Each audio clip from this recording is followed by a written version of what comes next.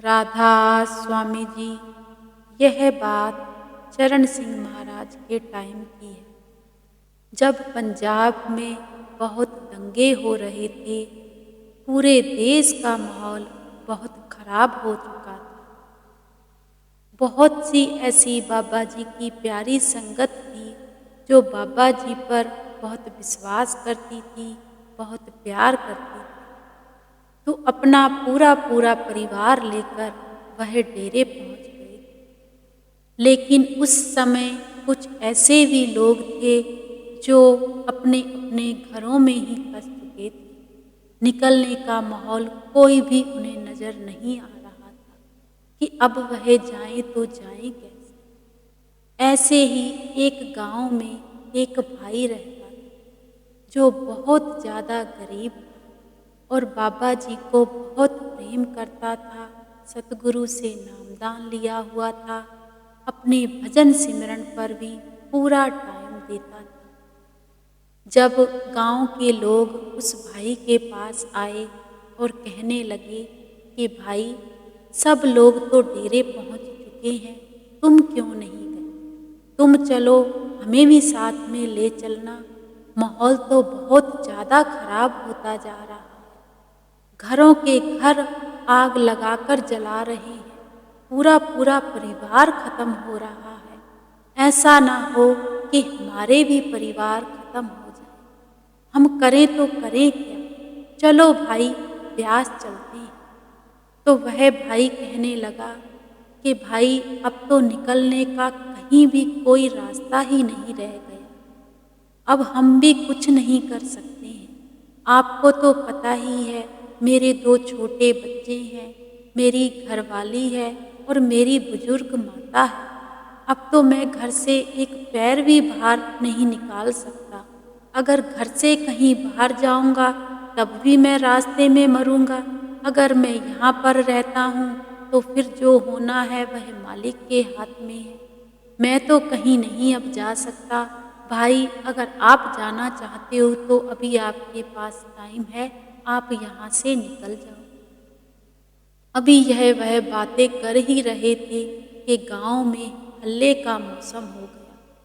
चारों तरफ चिल्लाने लगे कि आग आग आग। घरों के घर मिनटों सेकंडों में उन्होंने जला दिए। पता ही नहीं चल रहा था कि किसके घर को आग लग रही है, क्या हो रहा है, क्या नहीं हो रहा। यह बात वह भाई देखकर बहुत घबरा गया और सोचने लगा कि अब तो शायद हमारा भी नंबर आ गया है। बाबा जी को यही मंजूर है कि हमारा परिवार भी सारा आग में ही ढह जाए। अब करे तो करे क्या? अब जो उस भाई की बुजुर्ग माता थी वह कहने लगी कि बेटा, मालिक के आगे अरदास कर लो, शायद हमारा आखिरी समय आ गया है। अब हम कभी भी एक दूसरे को नहीं मिलेंगे। जो उसके छोटे बच्चे थे वह भी रोने लगे कि पापा, यह क्या हो रहा है? हम क्या मर जाएंगे? हमको क्या आग लगा देंगे? यह बातें सुनकर वह भाई बहुत घबराने लगा और सतगुरु के आगे अरदास करने लगा। कहने लगा कि बाबा जी, मैं बहुत गरीब हूँ। अब बचाना और मारना तो आपके हाथ में। जो आपको अच्छा लगता है आप वही करो, लेकिन ऐसी मौत आएगी यह कभी हमने नहीं सोचा था। अगर आप आज हमारी रक्षा कर सकते हो तो हमें बचा लो। सभी परिवार, छोटे 2 बच्चे, उनकी वाइफ, उनकी माता जो बिल्कुल ही बिस्तर पर थी, सभी अपने बाबा जी को याद करने लगे। और बाहर इतना बुरा माहौल हो गया कि बच्चे क्या, बड़े क्या, सभी रोज चिल्ला रहे थे। जब उनके कानों में यह आवाज़ें आ रही थी तो उनका भी रो रो कर बहुत बुरा हाल था। और वह बाबा जी के आगे अरदास कर रहे थे कि हे सतगुरु, हमें हमें बचा लो। छोटे छोटे बच्चे भी मालिक को कह रहे थे, बाबा जी आज तो आप ही हमें बचा सकते हो। अब उस भाई ने क्या किया, आंगन में ही बैठ गया और बाबा जी का भजन सिमरन करने लगा। जब आग लगाने वाले उनके घर की तरफ बढ़े तो क्या देखते हैं कि उनको दिखता ही नहीं। यह चीजें उस भाई को भी साफ नजर आ रही थी, क्योंकि उस भाई का भजन सिमरन बहुत था। उस भाई का पूरा ध्यान अपने मालिक की तरफ था, लेकिन जो बाहर हो रहा था वह भी उस भाई को पूरा नजर आ रहा था कि कुछ लोग मेरे घर की तरफ आते हैं और उनको कुछ दिखता ही नहीं। जब यह नजारा वह भाई देख रहा था तो अपने मालिक का शुक्राना ही किए जा रहा था कि मालिक तू ऐसा है, तू तो पूरा सद्गुरु है, तू तो कहीं भी अपने बच्चों को बचा सकता है। ऐसे ही पूरी रात बीत गई। अब वह लोग जो उस घर की तरफ बढ़ते थे, 3-4 बार उस घर की तरफ बढ़े, लेकिन वह आग नहीं लगा पाए, क्योंकि उन्हें दिखना ही बंद हो जाता था। वह वहाँ से चले गए। वह भाई पूरी रात भजन सिमरन पर बैठा रहा। जब सुबह हुई, बाहर आकर देखा तो उस भाई की आंखों में इतने आंसू थे और वह जोर जोर से रोने लगा और कहने लगा कि बाबा जी यहाँ पर तो आज राख ही राख हो गई। उस राख में आपने हमें बचा लिया, तो मेरे सतगुरु तुम तो धन्य हो। ऐसे ही जब वह भाई बाहर खड़ा देख रहा था कि वहाँ पर प्रशासन वाले आ गए। जब प्रशासन वाले आए तो देखा कि चारों तरफ आग ही आग है, आग ही आग है। उस भाई से पूछा कि भाई तुम्हारा घर कैसे बच गया है? तो वह भाई कहने लगा कि यह तो मुझे भी नहीं पता कि यह घर कैसे बच गया है। बस मैं तो अपने सतगुरु का नाम लेकर अपने भजन सिमरन पर ही भाई बैठा था, मुझे नहीं पता कि यह सब कुछ क्या हो गया। तो वह जो प्रशासन वाले थे कहने लगे कि यह तो चमत्कार ही हो गया है भाई, पूरे गांव में एक तुम्हारा घर बच गया है, बाकी तो सब कुछ ही ऐसा हो गया है।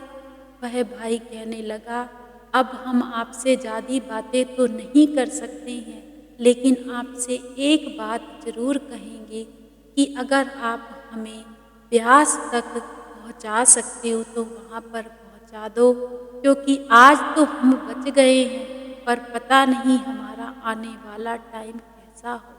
तो प्रशासन वाले कहने लगे कि कोई बात नहीं, हम आपकी सहायता जरूर करेंगे।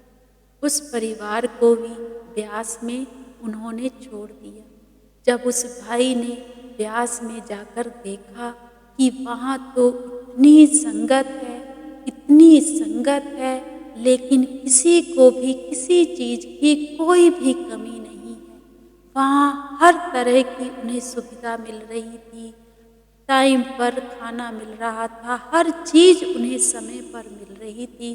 तो वह भाई मालिक का शुक्राना करने लगा कि हे मालिक, हम तो हमारे घर तो 2 लोग भी आ जाते हैं तो हमें भारी पड़ जाते हैं, तेरे घर तो मालिक किसी चीज़ की कमी ही नहीं, तू ही पूरा सतगुरु है। और वह भाई अपने सतगुरु का शुक्राना करने लगा और कैसे उस भाई को मालिक ने बचाया, तो वह भाई भी सोचकर हैरान हो गया। जब यह बात उस भाई ने हमें बताई तो हमें भी सोचकर बड़ी हैरानगी हुई कि हमारे सतगुरु इतने शक्तिवान हैं कि वह रग रग की जानते हैं। हमें तो पता नहीं कि तब का माहौल कैसा था, लेकिन जब उस भाई के मुंह से हमने यह बातें सुनी तो हमारी भी आंखें नम हो गई कि धन्य है हमारे सतगुरु। तो कहने का सिर्फ इतना ही मतलब है, आज का जो माहौल है, आज भी हमारी दुनिया में, देश में कई कुछ हो रहा है, पता नहीं आने वाला टाइम कैसा होगा, कैसा नहीं होगा। मालिक ना करे कि वह नज़ारे, वह जो सब कुछ हुआ था दोबारा से इस दुनिया में हो। घर के घर बर्बाद हो गए थे, गांव के गांव बर्बाद हो गए थे, शहर के शहर बर्बाद हो गए थे। हम नहीं चाहते कि आने वाला समय कभी भी वैसा हो। तो बस कहने का यही मतलब है कि हमें पूरे गुरु के हो जाना चाहिए, पूरे सतगुरु के हो जाना चाहिए। बस वही हमारा साथ देंगे और कुछ भी हमारे साथ नहीं जाएगा। यह तो सब कुछ यहीं रह जाएगा, लेकिन जो मालिक हमें हमारा साथ देगा ना, वह ही सब कुछ है। तो पूरे गुरु का अगर हमने भजन सिमरन लिया है तो हमें अपने मन से, अपने दिल से उसका भजन सिमरन जरूर करना चाहिए और वह हमारी जरूर रक्षा करता है। अगर उस मालिक को हम एक बार भी आवाज़ लगा देंगे ना सच्चे दिल से, तो वह सतगुरु जरूर आते हैं। जिनके साथ ऐसा होता है या हुआ है, वह ही इन चीज़ों को समझ सकते हैं, लेकिन ऐसा नहीं है। बहुत से लोग अपने परेशानियों से घिरे होते हैं। एक बार उस मालिक को सच्चे दिल से कभी याद करके देखना, कभी बुलाकर देखना, वह हमेशा ही हाजिर नाजिर ही है। और हमें ऐसा लगेगा कि यह काम तो मेरा हो ही नहीं रहा था, यह कैसे हो गया, क्योंकि मेरा सतगुरु उसको पूरे जरूर करता है। तो भजन सिमरन ही सारा कुछ है और सब कुछ झूठ है, सारा कुछ यही रह जाना है। साथ भी भजन सिमरन जाना है और यहाँ पर भी भजन सिमरन ही हमें करना है। तो मालिक पर पूरा ध्यान दीजिए, मालिक पर पूरा विश्वास रखिए, हमारे सारे काम सतगुरु जरूर पूरे करता है। राधा